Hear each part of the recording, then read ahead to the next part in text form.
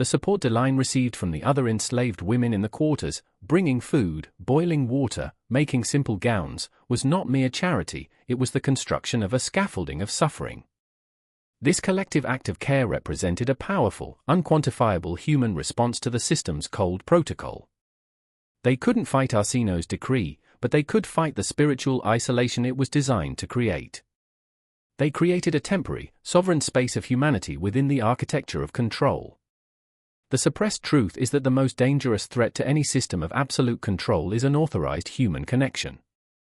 The moment people create horizontal bonds of mutual care and shared suffering, they are building a parallel reality where the master's rules do not fully apply. The system, relying on division and isolation, is fundamentally threatened by this. The women were making the small, practical gestures that life requires, even when life has become unbearable. This is the quiet, ancient wisdom that the elite knowledge seekers must rediscover. Defiance is often found in the maintenance of fundamental human decency. The hidden agenda of institutional manipulation is to make every person an island, to force competition for scarce resources, like the one child Deline was allowed to keep, and to make every act of compassion look like a liability.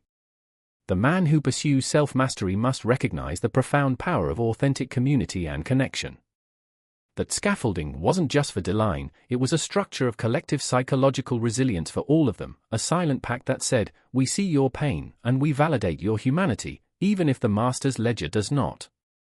Ruth's constant presence, a woman who had seen countless tragedies, was the living memory of resistance, reminding Deline that the survival of the one child was not a betrayal but a tactical, heartbreaking necessity. She knew the reality, but she never allowed the reality to extinguish the fire of maternal love. Marie-Thérèse Arsinoe's gift of the used cotton dress for the surviving baby's christening gown was a symbolic act of co-option and ritual control. She brought a worn, second-hand piece of fabric, a token of the master's surplus, and tied it to the most sacred of Christian rituals, the baptism. The one who's staying should be baptized properly. Father Duchamp can come next week. This is the ultimate institutional manipulation, using the language and rituals of morality to cleanse and justify immorality. The gown itself was a lie. It was a visual marker that the child who was staying was being consecrated into the system, blessed by the church and validated by the plantation owner's wife. The child who would wear it would be marked for a life of conditional status, her very faith inaugurated under the terms of her bondage. Deline's quiet, devastating question, and the others? "Madam, do they not deserve baptism?" shattered the entire ritual performance. It was a direct, spiritual indictment of Marie-Thérèse and the institutionalized faith she represented. It was a demand for a suppressed truth: the sanctity of life is universal, not conditional. Marie-Thérèse had no answer, only a retraction: "That's not my decision. The dress is for the child who stays, that's all." This is the moment when the system's hypocrisy is exposed. The ritual is only performed for the viable asset. The others are deemed unmarketable property, unworthy of spiritual grace because they are unworthy of monetary value. This is the ancient corruption of all institutions that claim a moral high ground while profiting from human misery. They will use religion, patriotism, and family values to justify their actions, but their rituals are reserved only for those who comply. The man pursuing self-mastery must be ruthlessly discerning about the rituals he participates in.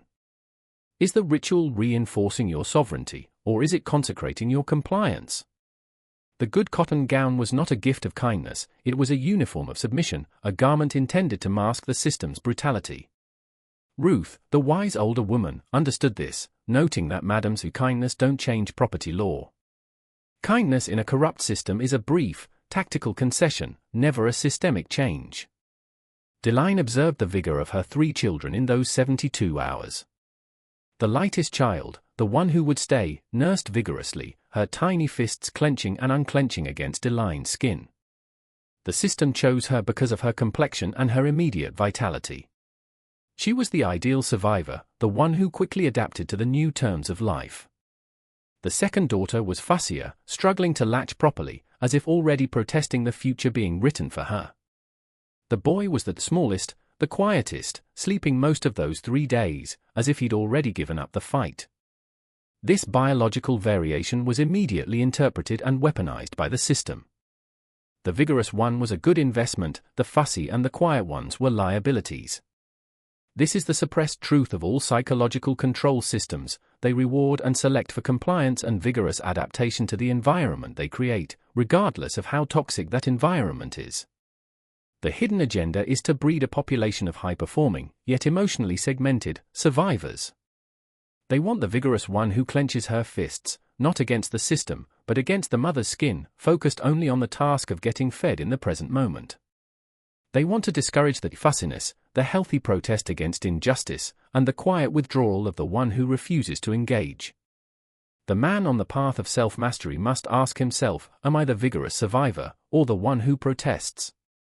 The vigorous path is often the easiest, the one that leads to immediate reward and acceptance within the flawed system. But the true master knows that the fussiness, the critical spirit, the refusal to easily latch onto the system's milk is the necessary ingredient for sovereign thought. The quiet withdrawal of the boy, while tragic, can also be interpreted as a final, absolute refusal of the terms of life offered. He gave up the fight on their terms. The greatest act of self-mastery is to choose to be the protesting survivor, the one who takes sustenance while refusing to be tamed. The vigorous clenching of the tiny fist, so appealing to the planters, became a metaphor for the individual's desperate scramble for survival, divorced from the larger ethical picture. Deline's sorrow was the only force that sought to keep them whole, regardless of their vigor. The fate of the two children was left deliberately ambiguous. They'll be placed somewhere. Or perhaps not. That's not our concern. This is a sophisticated psychological control technique known as the cultivation of ambiguity. It is far more potent than certainty. If Deline knew her children were dead, the pain would be absolute, but finite. Because she only knew they were gone, uncounted, and possibly alive in the hands of the shadow market, her grief became an endless, open-ended wound. The system understands that uncertainty is a permanent psychological cage. It forces the mind to constantly process possibilities, expending massive energy on scenarios that may never be confirmed. This perpetual state of emotional and cognitive strain is a primary tool of institutional manipulation. The suppressed truth is that the system does not need to destroy your hope, it only needs to keep it perpetually suspended. Look at the political and social issues that plague the modern world. They are rarely resolved, but constantly cycled, debated, and left hanging in a state of chronic uncertainty. This is not incompetence, it is a strategy. It keeps the population perpetually engaged, perpetually anxious, and perpetually unable to unite around a clear, achievable objective. The man on the path of self-mastery must demand clarity. You must refuse to be ruled by the ambiguity the system creates. You must make a clean choice, an absolute commitment, that settles the question in your own soul, regardless of the information the system withholds. Deline's only choice was to choose the certainty of her love over the ambiguity of their fate. The hidden agenda is to make you perpetually question your own reality and your own decisions. To break this cycle, you must assert the sovereignty of your inner truth, which is a state of absolute, uncompromised clarity. Thibodeau, the overseer, who handled the unpleasant aspects of plantation management, represents the banality of evil, the necessary, unthinking functionary in any system of institutional control. He is the man who is simply doing his job, detached from the moral implications of his actions. He is not a planter seeking profit or a mother suffering loss, he is a cog in the machine, and his job is to execute the order. This is a chilling detail of the hidden agenda. The most profound acts of cruelty are often carried out by men who believe they are merely following procedure. The suppressed truth is that the vast majority of historical atrocities and ongoing institutional corruption are powered by people seeking to maintain their employment and follow their chain of command. This is a powerful form of psychological control because it teaches people that their professional role supersedes their moral identity.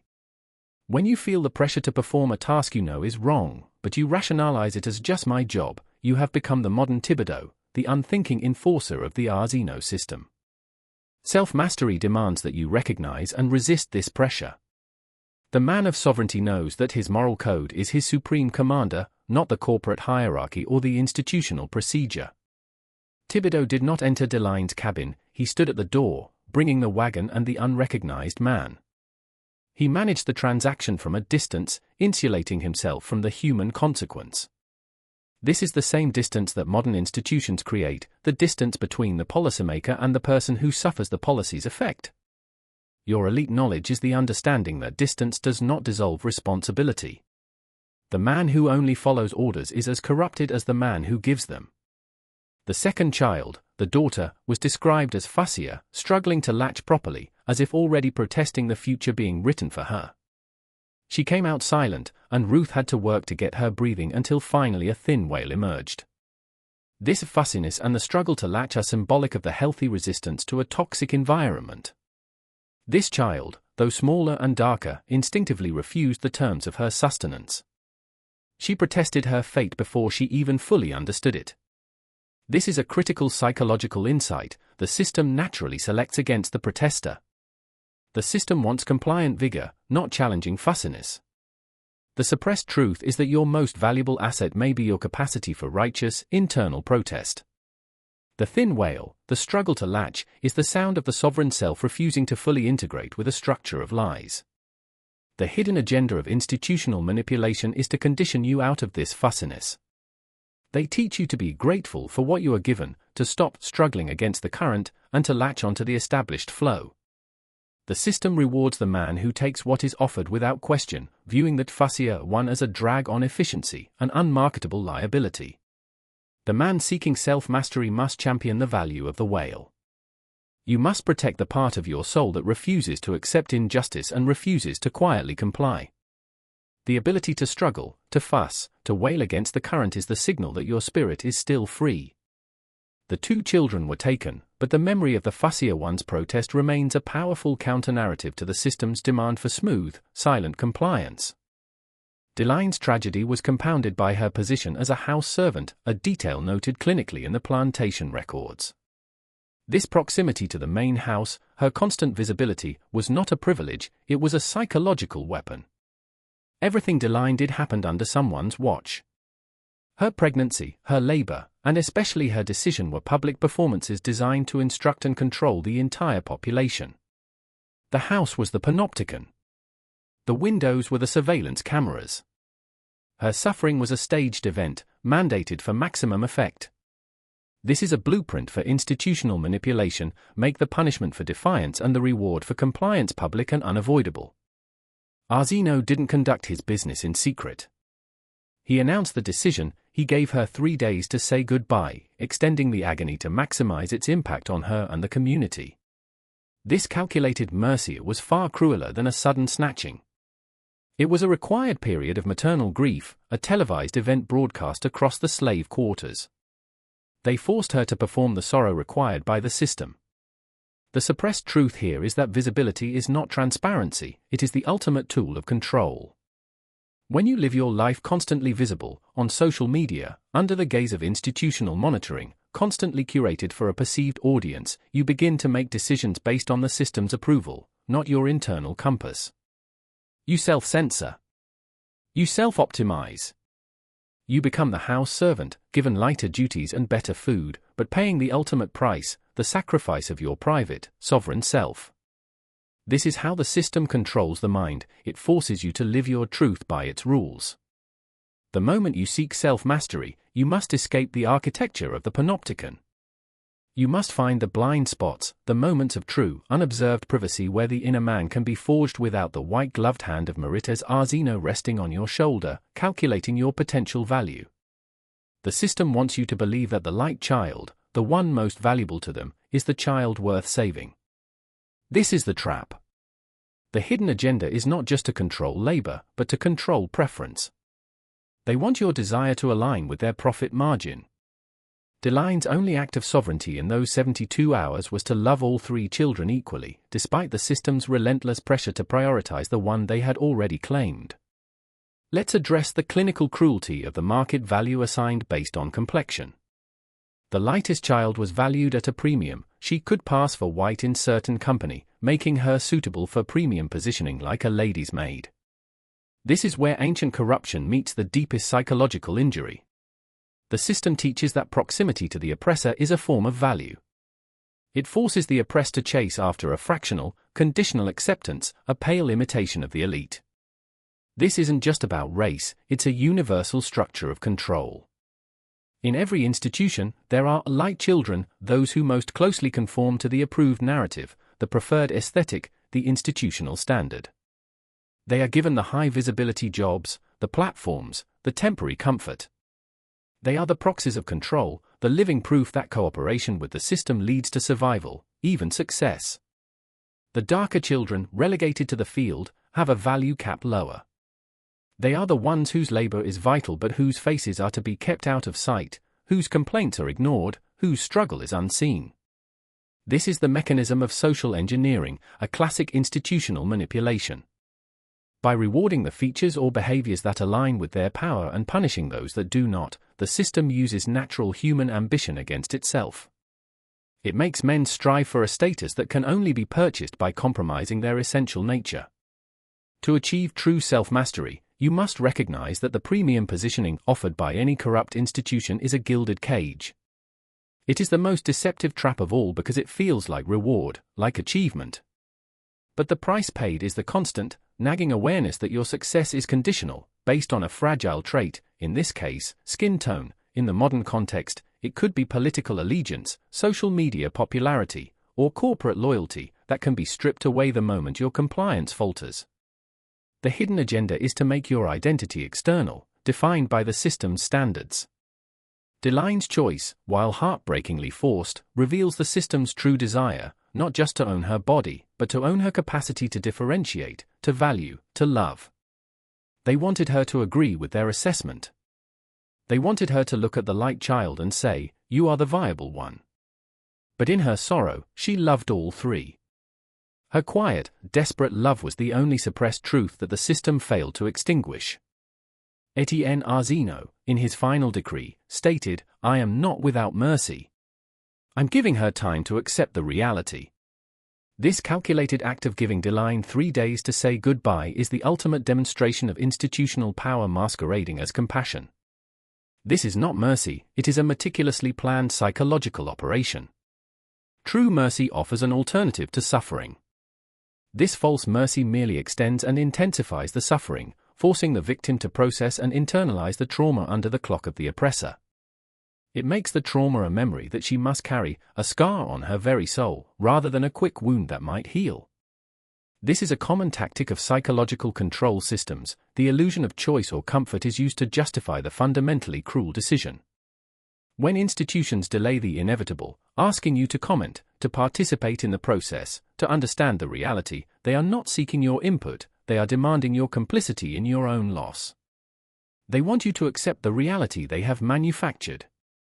The suppressed truth is that institutional mercy is a myth, it is always a tool of enhanced control. Look at the actions of Meritz Arzino, the devout Catholic wife, who brought a good cotton dress for the surviving baby's baptism. She offered a symbolic gesture of grace, a ritual of spiritual acceptance, to rationalize the brutal transaction her husband was undertaking. This is the ancient corruption of faith, using ritual and moral posturing to sanctify an act of profound sin. The institutions that control your life, governments, corporations, and established social structures, constantly engage in this ritual performance. They announce corporate social responsibility initiatives while laying off thousands. They speak of freedom while restricting speech. They promote mental wellness while creating a society designed for chronic anxiety. This is the arsenic of institutional hypocrisy. The command is not to fight the structures, but to see through their performance. You must recognize the difference between genuine human kindness and the institutional facsimile of mercy. Delaine's question to Meritz, "And the others? Madam, do they not deserve baptism?" was a direct, devastating strike against this hypocrisy, a moment of profound clarity that questioned the very moral foundation of Belle Rivia. This is the language of true self-mastery, challenging the premise of the system's kindness when it is built on the sacrifice of fundamental truth. The 72 hours Delaine was given became a study in impossible mathematics. How do you divide a mother's love into 3 parts when you know 2 parts will be taken? The system forced her into a calculation where the variables were her children and the answer was predetermined by the master. This is the essence of psychological control, the deliberate creation of an unsolvable emotional dilemma. The system thrives on the paralyzing effect of this math. It wants you to be so consumed by the complexity of the choice that you are unable to conceive of an alternative, an escape, or a defiance. Every action Deline took, feeding them, counting their toes, memorizing their scent, was a desperate attempt to create a complete, undeniable memory of them, an internal archive that the system could not seize. This is the core of identity preservation under tyranny. When the external world is controlled, the only territory a man can truly master is the inner landscape of his memory and feeling. Deline's grief was not merely an emotion, it was an act of silent, desperate resistance. By loving all three equally, by refusing to favor the variables one in her heart, she was denying the system its ultimate victory, the corruption of her internal valuation system. She was maintaining the suppressed truth that all human life has infinite, equal worth, a truth that stood in direct opposition to the planter's ledger. The constant barrage of information, the overwhelming complexity of modern life, the endless stream of problems, arguments, and crises, all of this is a modern manifestation of the impossible mathematics of the plantation. The hidden agenda is to overwhelm your cognitive and emotional bandwidth, to keep you paralyzed, distracted, and unable to focus your energy on the simple, fundamental truths that truly matter: the love of kin, the pursuit of sovereignty, the demand for integrity. When you feel the crushing weight of too many choices, too many problems, too much information, stop. Simplify the equation. Go back to the basic, non-negotiable value. Ask yourself, what is the Zeno system demanding I sacrifice now for the sake of temporary viability? The answer will always point to the truth they wish to bury. The man who achieves self-mastery is the one who refuses to be ruled by the complexity of the oppressor's math. He stands on his own ground and uses his own simpler calculation, honor, truth, and non-compliance. The sound you are hearing now is a secret. Not a secret of history, but a secret from history. It is the echo of a single entry in a ledger, bound in leather and sealed by blood and profit, found deep in the archives of a country that claims liberty as its founding principle. We are 8 seconds into this descent, and the surface world, the world of news cycles, distraction, and manufactured consent, is already receding. What they documented on April 3, 1847, was not merely a birth, but a transaction of the soul. 3 living human beings entered the world on a sugar plantation in Louisiana. Triplet girls, born to an enslaved woman named Deline. This is already statistically impossible, a miracle violently caged by the reality of her bondage. But the miracle was immediately followed by a calculation. A cold, surgical assessment of human value based on a single variable, skin tone. The planter, a man whose name doesn't matter, saw not 3 children, but 3 commodities whose market price was determined by how close they could come to passing for white. This is the forbidden history we seek, the moment when systems of power transcend simple cruelty and become something far more corrosive, a logic engine of dehumanization. Listen closely to the whisper that follows. It is the sound of an institutional agenda, a hidden agenda, that did not die with the end of slavery. It merely adapted. It evolved. It learned to be quieter, subtler, moving from the physical chains of the plantation to the psychological architecture of modern life. This is the first law of elite knowledge: every visible structure of control is built upon an invisible foundation of brutal, dispassionate mathematics. They documented the weight, the vigor, and the color of the 3 newborns. But what they were truly weighing was Deline's maternal instinct against their absolute authority. And within 72 hours, they would force her to violate that instinct, to choose one child to keep, the lightest child, and surrender the other 2. Why? The surface answer is profit. The deeper, darker truth is psychological control.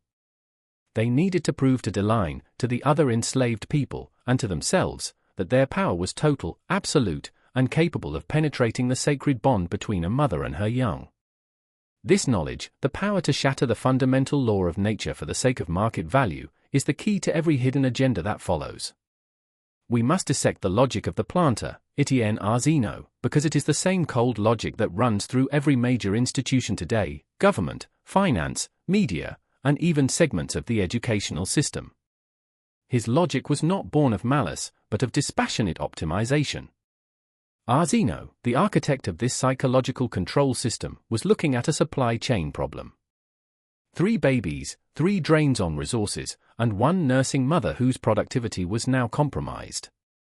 The return on investment had to be calculated carefully. This is the language of the modern system, ROI. When they talk about maximizing efficiency, about restructuring, about streamlining operations, what are they calculating? They are performing an emotional audit, assessing the human cost they can afford to pay for the sake of greater yield. The decision to keep the lightest child was a brilliant, wicked masterstroke of control. It wasn't just about market value, it was about creating division.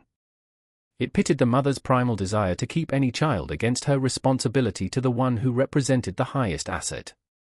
It introduced a malignant form of natural selection, enforced by the slave owner, that would breed suspicion, resentment, and self-doubt among the enslaved community. They would whisper about the choice, debating whether Deline did the right thing, whether she was favored, whether the system was truly inescapable. This division, this induced moral conflict, is the ultimate form of power. When the oppressed begin to police and judge each other based on the criteria set by the oppressor, the control system is self-sustaining. The secret, the true elite knowledge, is this: you cannot fight a system that has taught you to internalize its measuring sticks. Arsino's ledger entry, assess and decide allocation per market value, is not an antique curiosity. It is the core programming code of the shadow structures that govern your life now.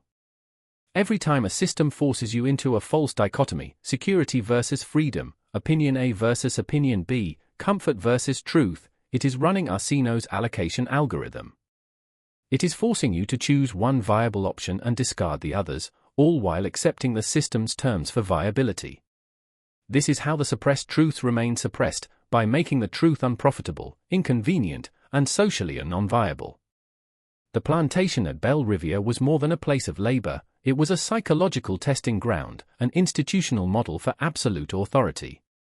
The planters knew that physical chains were temporary, breakable. Psychological chains, however, forged by inescapable choice and chronic fear, were permanent. They were portable.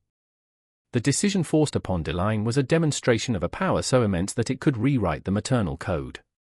It created an architecture of fear that extended far beyond the immediate trauma. Think of the ripple effect. Every woman who heard the story, and they did hear it, whispered in the darkness of the cabins, in the fields, now understood that the bond between herself and her child was conditional, subject to the planter's ledger and his whims. This creates a state of anticipatory compliance. The mother doesn't wait to be told what to do, she begins to think like the oppressor, anticipating the system's demands and making preemptive concessions to protect what little she can. This is a subtle yet devastating form of psychological control. It makes the victim a participant in their own subjugation. And what about the child who was kept, the lightest child? She was the living embodiment of the system's perverse favor. She represented the tainted exception, the price of survival. She would grow up, assuming she survived, knowing, perhaps subconsciously, that her existence was contingent on the abandonment of her siblings.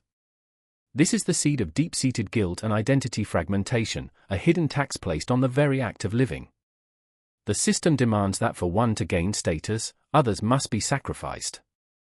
This same institutional manipulation is deployed today through media narratives, economic policy, and social stratification. They offer you a small piece of comfort, a temporary gain, a sliver of social acceptance, but the price is always the silence of your integrity or the abandonment of your brother. This is the secret of ancient corruption. It is not the theft of gold, but the deliberate corruption of the human spirit through forced, impossible moral choices. They want you to trade fundamental truth for conditional security. Your awareness must be sharp enough to detect the moment the system presents you with a choice where every option diminishes your humanity. Because that is the moment you are standing on the dark, muddy porch of Belle Riviere, forced to look at the 3 baskets and make the selection the master's desire. The 2 children were deemed unmarketable property for the planter's regular trade. They were difficult situations, children too young for the regular markets. This is the critical, suppressed truth about ancient corruption. The official, documented economy is always supported by an illicit, shadow economy that handles the morally toxic waste. The respectable Mr. Arsino, with his meticulous ledger, relies on the unnamed man in Napoleonville who deals in difficult situations and no questions asked transactions. This is the hidden agenda of institutional power. To maintain a facade of moral rectitude, you must create a separate, unseen structure to perform your necessary evil. The suppressed truth is that the regular market cannot sustain absolute control. It requires the black market to dispose of the consequences. The unmarketable properties is everything the system cannot profitably integrate: the dissenters, the inconvenient truths, the morally complex issues, the people who do not fit the established demographic profile. They are shipped off to a place where they will be placed somewhere, perhaps with families that need extra hands as they grow. Or perhaps not. That's not our concern. This lack of concern is the most chilling aspect of institutional manipulation. Once a variable is deemed unmarketable, the system washes its hands of the result. It is not interested in the outcome, only in the removal of the problem. The man seeking self-mastery must stop focusing solely on the glossy, visible structures of power, the main house, the white columns, the ledger, and start investigating the path to Napoleonville. Who are the unrecognized men in the modern world who deal in the shadow trades of social, political, and economic waste? What are the difficult situations they handle? This elite knowledge reveals that the strength of the system is not in its legality, but in its ability to operate both sides of the moral coin. The tragedy for Deline was the realization that her children were not just being sold, they were being erased from the official record, vanishing into a market where their very existence was a suppressed truth. Their fate was deliberately rendered ambiguous, creating a permanent psychological wound. The mother could never know what happened. This uncertainty is the final act of control. Deline's final, desperate act of sovereignty in those 3 days was her defiance of equal love. She was commanded, implicitly, to prioritize the light child, to prepare for her future, and to emotionally detach from the other two. Yet, she held them all the same, she loved them all the same, and she refused to let them go hungry. Ruth, the older woman, summarized the pragmatic survival mechanism: you got one baby who needs you to live. 1 out of 3 is better than none out of 3. Deline's quiet reply: is it better? They'll grow up wondering if they had a mother. They'll grow up wondering why they weren't wanted. Is the voice of pure, uncorrupted moral truth. It cuts through the survival-based pragmatism and exposes the deeper, psychological injury inflicted by the system. The system's hidden agenda is not just to take the children, but to implant the idea in the minds of the two who left that they were not wanted. This is a form of institutional gaslighting, where the victims of the system are made to doubt the love of their own kin. Deline's answer was a spiritual inoculation against this lie. By loving them all equally in those 72 hours, she gave the two who were leaving a perfect, unadulterated memory of their mother's love, a memory that would hopefully counteract the lie of their unwantedness. This is the elite knowledge of how to fight psychological control. You must secure the inner truth so powerfully that external circumstance cannot corrupt it. The system wants to control the narrative of your life. Deline's love was the counter-narrative. The man on the path to self-mastery must commit to this same defiance. In a world that constantly allocates value based on external performance, wealth, or status, you must fiercely guard the truth of your own intrinsic worth. You must refuse to allow the system's valuation, the arsenic of social judgment and economic decree, to define your internal sense of self. Deline's only weapon was her capacity for unconditional love, a force so fundamental that even the plantation ledger could not record its power. Her act was a small, contained, yet perfect rebellion that ensured her children left with a piece of her soul intact, a suppressed truth that would travel with them into the shadow economy. Etienne Arzino, standing at the door, made a final command to Dr. Broussard: the lightest one stays. That's the decision documented in your records, Doctor. Note that we kept the most viable child. That's the truth of the matter, after all. This moment is the supreme act of institutional manipulation through the control of narrative. Arzino forces the doctor, the man of science and objective observation, to become a co-author of a lie. The truth of the matter is not the reality of the 3 children, but the official version of events that the system wants to preserve.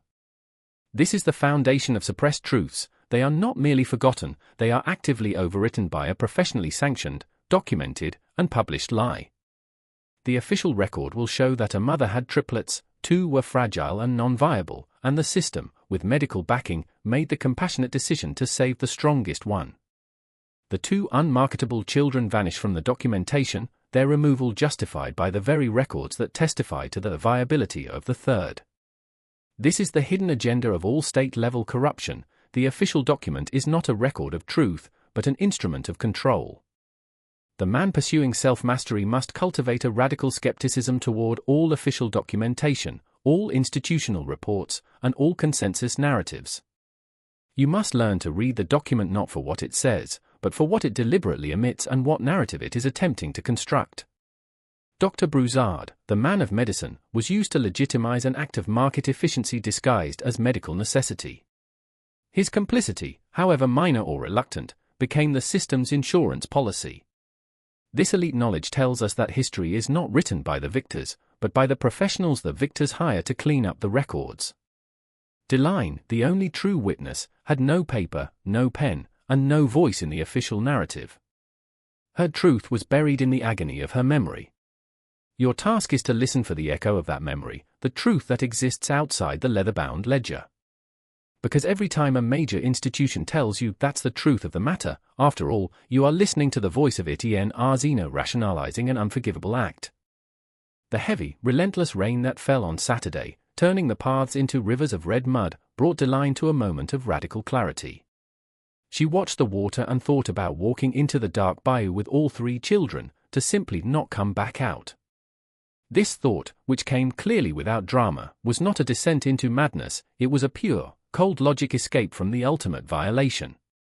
The suppressed truth is that in a system of total control, self-destruction can become the only remaining avenue of sovereignty. It is the desperate, final refusal to let the oppressor dictate the terms of life or death. If all three would die, at least they would die together, with her arms around them. The system had corrupted the definition of survival. The survival offered by Arzino was a life of eternal compromise, a slow-motion violation. The bayou offered an end to the system's power over her children. This is a terrifying, forbidden insight into the depth of ancient corruption. When institutional manipulation is so profound, it forces a mother to see non-existence as the only path to keeping her family whole. Ruth, the older woman who had delivered the babies, saw the direction of DeLine's gaze and snapped, "Don't you dare think it. You got one baby who needs you to live. 1 out of 3 is better than none out of 3. This is the voice of institutional realism, the heartbreaking pragmatism necessary to navigate an evil system. Ruth's words are not a lie, they are the survival rule imposed by the masters. They are the psychological control mechanism locking DeLine into the narrative. The system wants you to believe that 1 out of 3 is better because that one is theirs, and her survival is their proof of control. The hidden agenda is to make you fear the unknown more than the known suffering. The bayou, the dark water, the not coming back out, represents the absolute unknown, the non-compliance that the system cannot track, tax, or control. This deep knowledge compels you to ask, what are the bayous in your life? What is the radical, irreversible choice that would instantly dissolve the institutional power that binds you? It is not necessarily death, but the death of your old, compliant self. It is the absolute refusal to play the game by their rules, even if it means sacrificing every comfort and every promise of a viability they dangle before you. Self-mastery is the courage to stand at the edge of the dark water and choose the path that the masters dread, the path of total, uncompromising sovereignty. Sunday morning arrived with clearing skies, a cruel irony of nature offering a moment of beauty to frame the ultimate ugliness. The messenger was not Etienne Arzino himself, but the overseer, a man named Thibodeau, who handled the unpleasant aspects of plantation management. Arzino's deliberate absence is a crucial detail of institutional control. The architect of the system never gets his hands dirty, he delegates the execution of the brutal decree to a functionary. This is the mask of bureaucracy. The system relies on layers of separation so that the man at the top can maintain the pretense of not being without mercy while the man on the ground, Thibodeau, executes the cold, dispassionate command. Thibodeau represents the vast, unthinking apparatus of institutional manipulation. He is the enforcer who doesn't question the order, the man who brings the wagon and the unrecognized man whose face DeLine would spend the rest of her life trying to forget. This unrecognized man is the ultimate symbol of the hidden agenda, the anonymous, interchangeable agent of the shadow economy. He is the person who deals in difficult situations, unmarketable property, children too young for the regular markets. He is the person who operates in the blind spots, the necessary corruption that keeps the respectable institution looking clean. This is the truth about suppressed systems. They always have a dirty basement, an off-the-books operation that handles the moral detritus. You must awaken your awareness to these anonymous agents today, the shell corporations, the political fixers, the black box algorithms that make the decisions no human wants to own. The system uses anonymity as a shield. The man who pulled up in the wagon was a suppressed truth walking. He was the proof that the high-minded talk of market value and investment was a lie, because the 2 children were going to be sold into an illicit market where no records were kept, a place of pure, unadulterated corruption. When you seek elite knowledge, you must stop looking at the figurehead and start tracking the man in the wagon. The man who arrives on Sunday morning to execute the decree is the true face of the shadow system, the one that deals in the absolute, final removal of sovereignty. His presence signifies the end of debate, the end of hope, and the beginning of a loss so profound it would become a permanent tear in the fabric of Deline's reality. The clearing skies offered no comfort. They only illuminated the inescapable finality of the system's power. Time. The system had run out of Deline's time. Arsino's meticulous records, births, deaths, sales, purchases, were kept in leather-bound ledgers. These ledgers are the physical manifestation of institutional control. They are the supreme authority, converting the totality of human life into cold, quantifiable data points. Deline was listed as Deline, aged 24, house servant, light complexion, valued at $1,400. The extra $200 came from her appearance and position. This detail is crucial. The system meticulously tracks every variable that contributes to your assigned value. It doesn't just record your existence, it records the justification for your existence, the traits it can exploit. This is a foundational mechanism of psychological control, quantifying the soul. Today, the ledger has simply gone digital. Your data profile, your credit score, your social footprint, your medical history, these are the new leather-bound books. They are the vast, unseen ledgers where your market value is constantly assessed and decided, just as Arsino wrote, assess and decide allocation per market value. The suppressed truth is that you are not a person to the modern system, you are a complex, constantly fluctuating data point. Your movements are tracked, your preferences are recorded, and your future is allocated based on the algorithm's calculation of your viability and your compliance. The hidden agenda is to make the ledger the ultimate reality, superseding the messy, unpredictable reality of human free will. Deline's value was not set by her strength or her character, but by her proximity to whiteness and her position within the hierarchy. The system rewards this proximity because it is a controllable trait. The moment she was taken off her duties, the moment she became non-compliant by grieving, her value decreased. The system is designed to punish any behavior that cannot be quantified and controlled. Self-mastery demands that you learn to operate outside the confines of the ledger. You must create value that cannot be recorded in their system, value based on integrity, inner discipline, and sovereign thought. The most powerful act of defiance is to become unquantifiable to the system. Deline's unquantifiable love for her 3 children, a value that could never be recorded in dollars and cents, was the only currency she truly owned. The elite knowledge is this: you are not what they value you at. You are what you refuse to sell. Deline's 72 hours were spent desperately attempting to create an internal archive of her 2 departing children. She had to memorize faces that hadn't yet fully formed their features. She had to count fingers and toes that might walk roads she'd never see. She had to breathe in their scent and know it would fade from memory without constant reinforcement. This act of forced archiving is the deepest, most personal form of resistance against a system that seeks to erase. The system sought to make the 2 children non-persons by removing them from the ledger and the plantation. Deline fought back by making them eternal persons in the sacred archive of her memory. The suppressed truth is that the final frontier of sovereignty is the mastery of your own internal landscape. When the external world is a lie, your memory becomes the last bastion of truth. The hidden agenda of modern distraction and manufactured crisis is to overwhelm your cognitive capacity, preventing you from committing the truth of your experience to a robust, deep memory. They want you to live in a perpetual present, reactive and unarchived. They want your truths to fade without constant external reinforcement.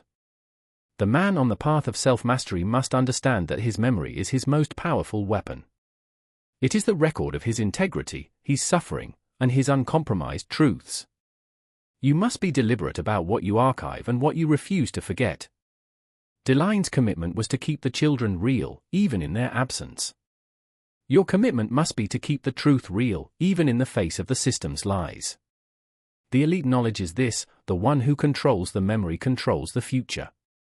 Etienne Arsenault's casual use of the term commodity when discussing the children, 3 times the resources. The return on investment must be calculated carefully.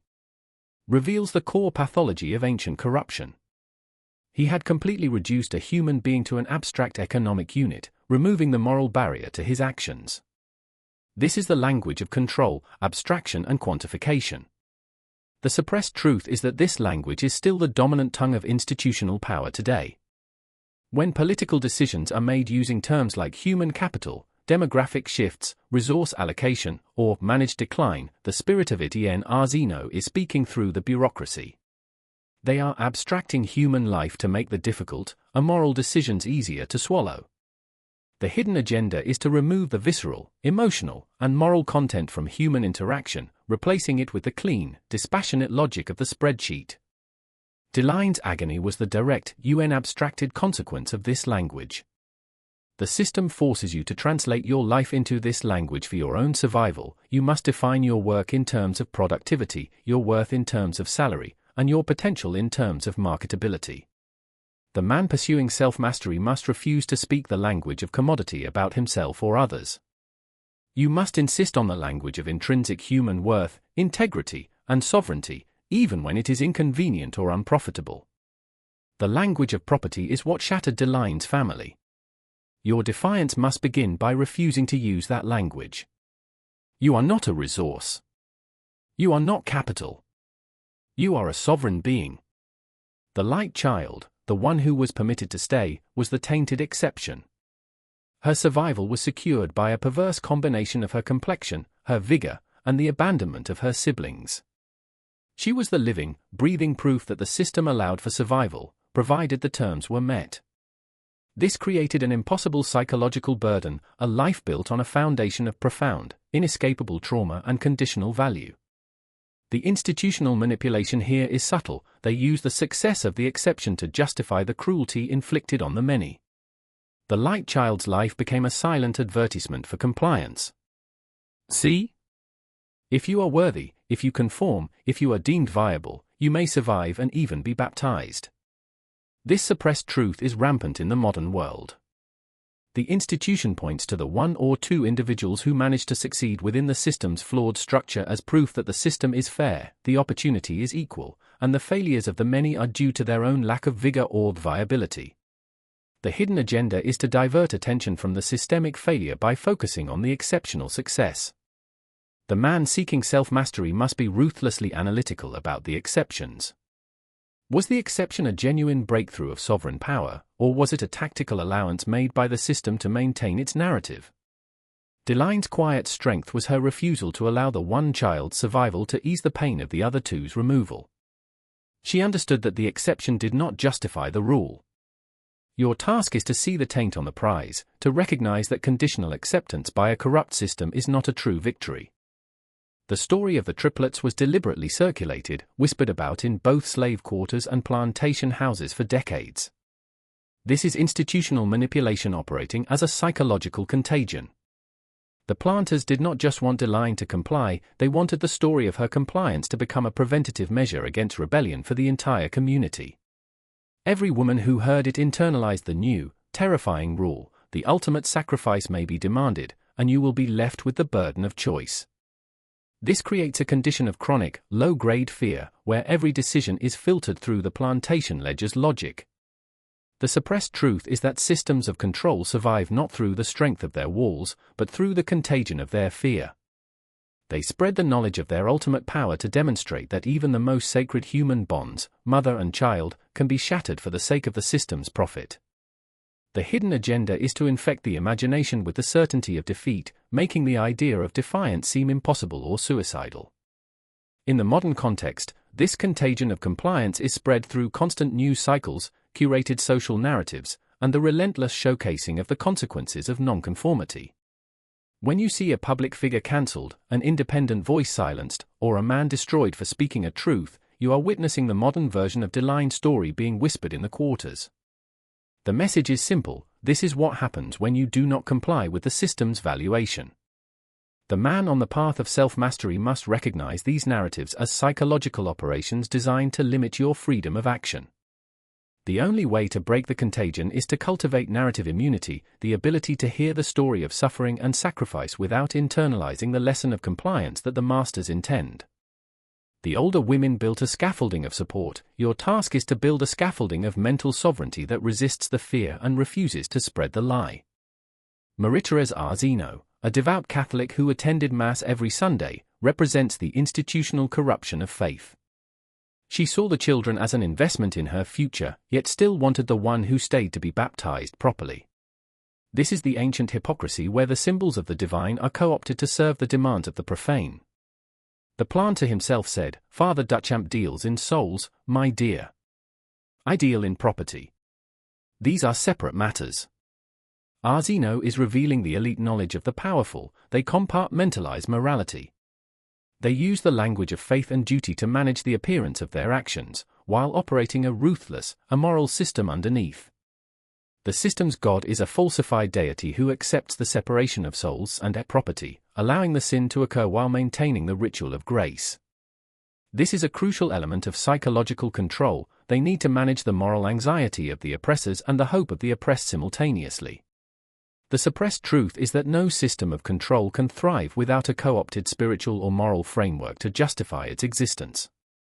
Look at the institutions that claim moral authority today: political parties, multinational corporations, educational bodies.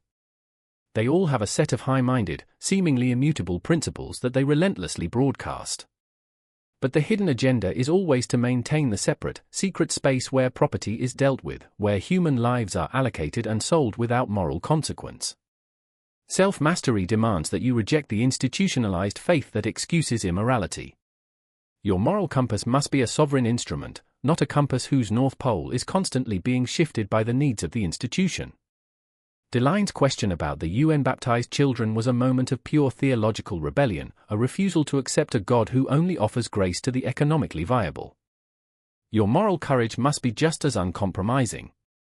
The two children were shipped off with the overseer, Thibodeau, and the unrecognized man to a destination that was deliberately vague and untracked.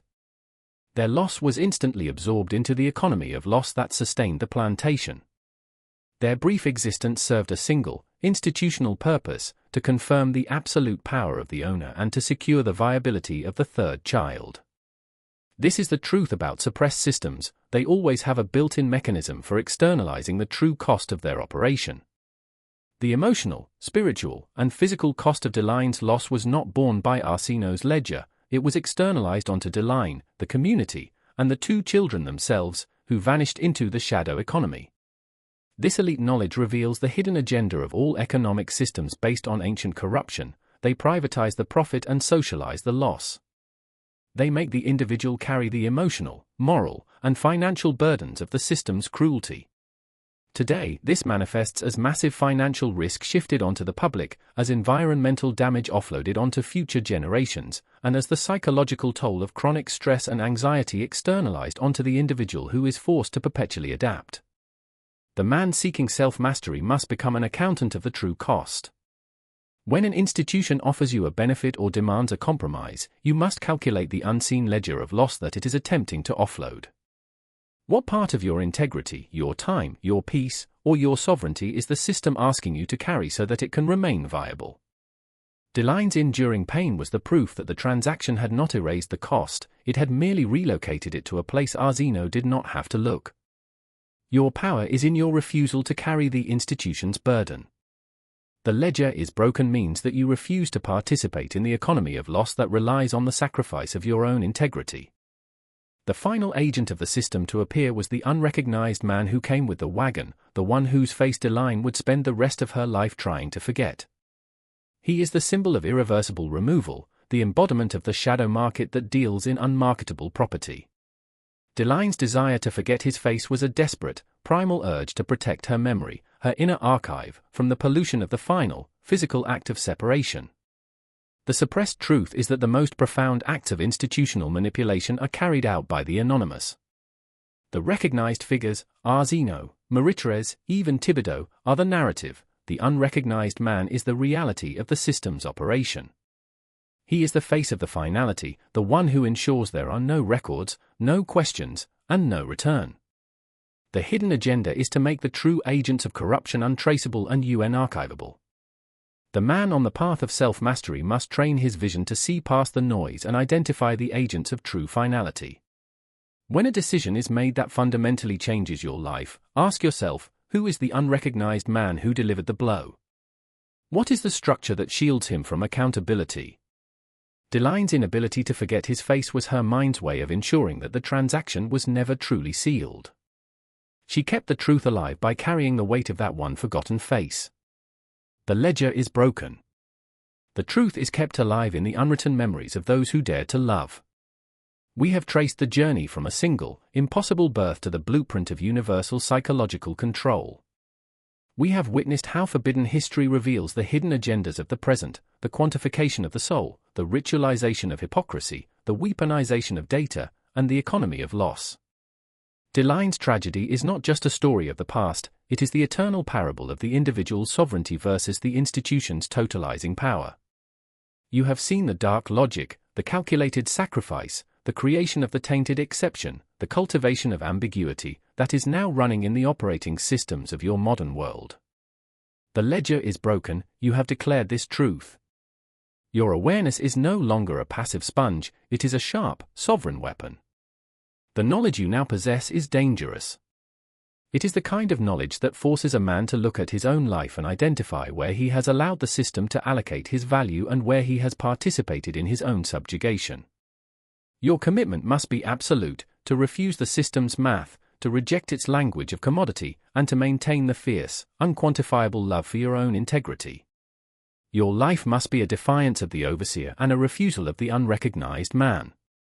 Your new truth is that you are not a viable asset, you are a sovereign force. You are the archive of the truth they suppressed. Walk now, but walk awake. This knowledge changes a man forever. The core desire of the target audience is self-mastery and elite knowledge. The dark historical truth of Belle Riviere is that the system of control offers a corrupted, poisonous version of self-mastery, survival mastery. It is the self-mastery of Ruth, who tells Deline to focus on the one, to accept the terrible arithmetic, 1 out of 3 is better than none out of 3. You hear me? This is the mastery of adaptation, of prioritizing the viable, of making a peace with an inherently unjust reality.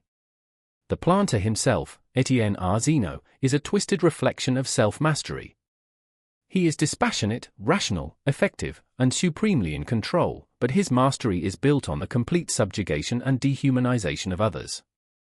His control is absolute, but his soul is anciently corrupted. The suppressed truth is that the world of hidden agendas constantly tempts you with a corrupted form of self-mastery. It asks you to be ruthlessly rational, to sacrifice emotional connection for functional efficiency, to prioritize your own viability and security over universal moral law. It wants you to become a smaller, sharper, more effective version of yourself, but only within the confines of their system. This is the institutional manipulation that men must recognize. True self-mastery is not the ability to survive in a corrupt system, it is the courage to maintain your moral integrity and sovereignty in the face of absolute pressure, even if that means a loss of security or a rejection of the viable path. Deline's 3 days of equal love, her refusal to internalize the system's valuation, was her only true act of self-mastery. She mastered her grief and her fear long enough to commit a profound act of spiritual defiance. The elite knowledge is this: the hardest choice is the one where you are forced to choose between your survival and your soul. The corrupted system always offers you a clear path to survival, but the price is a piece of your soul. Your mission, as a seeker of true mastery, is to never confuse the two. You must be the man who builds the emotional scaffolding for others, not the man who coldly documents the necessary sacrifice. Listen carefully now. We are crossing the threshold.